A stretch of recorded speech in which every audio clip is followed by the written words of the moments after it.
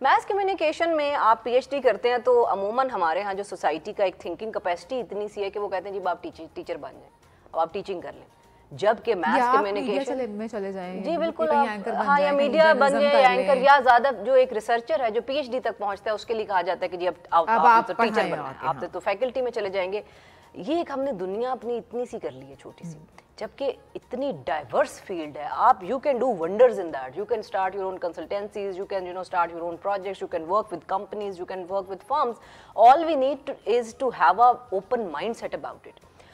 For example education की degree करते हैं, बहुत एजुकेशन डिपार्टमेंट में इतने बच्चे होते हैं, क्या आपको अंदाज़ा है कि पाकिस्तान अगर इतने हमारे स्टूडेंट्स करके निकल रहे हैं एजुकेशन में, बैचलर्स मास्टर्स, तो क्या वजह है कि पाकिस्तान का एजुकेशन का जो निज़ाम है वो ठीक ही नहीं हो पा रहा? इसलिए नहीं ठीक हो पा रहा, जितने लोग एजुकेशन की डिग्रीज लेके निकलते हैं वो टीचिंग करने के लिए चले जाते हैं और वो टीचर्स बन जाते हैं। टीचर्स बनना भी ठीक है, लेकिन एजुकेशन सिस्टम की मैनेजमेंट में आना भी जो है वो आप सब लोगों के लिए बहुत ज़्यादा ज़रूरी है।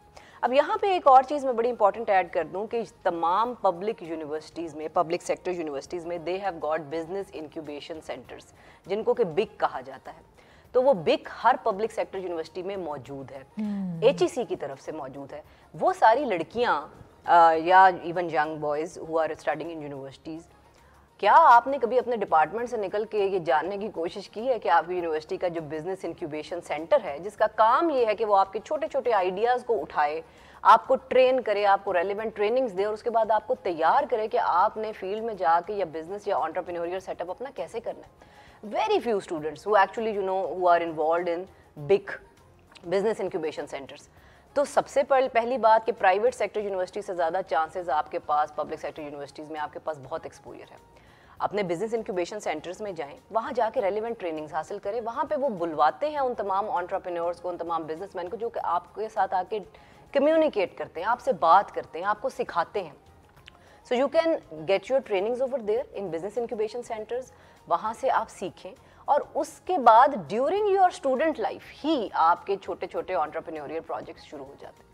फॉर एग्जाम्पल, अगर मैं आपके साथ एक सक्सेस स्टोरी छोटी सी शेयर करती हूँ हमारी अपनी Lahore college for women university के, हमारे जो interior design, fine arts and design students के जो स्टूडेंट्स हैं डिपार्टमेंट्स के, अच्छा, वो अमूमन सोचा जाता है कि जी फाइन आर्ट्स का बच्चा तो पता नहीं वो कोई एक आर्टिस्ट है, वो दुनिया में खड़ा होकर पेंटिंग करता रहेगा, हाँ, और इसके अलावा इसकी, जबकि मेरा ख्याल है strongest field for entrepreneurship is interior design, arts and design, fine arts, graphic design. तो हमारी वो जो बच्चियां हैं, they are doing such wonderful projects and now companies are coming to buy their projects. Now companies are coming for, they are giving them projects that you have done this in your university. तो ऐसा ही कुछ हमारे लिए भी करें, ऐसी paintings हमें भी चाहिए। तो आप सोचें कि उन बच्चियों के लिए कितना बड़ा एवेन्यू, कितना बड़ा मार्जिन है कि उन्होंने ट्रेनिंग्स हासिल किया, now they are doing this.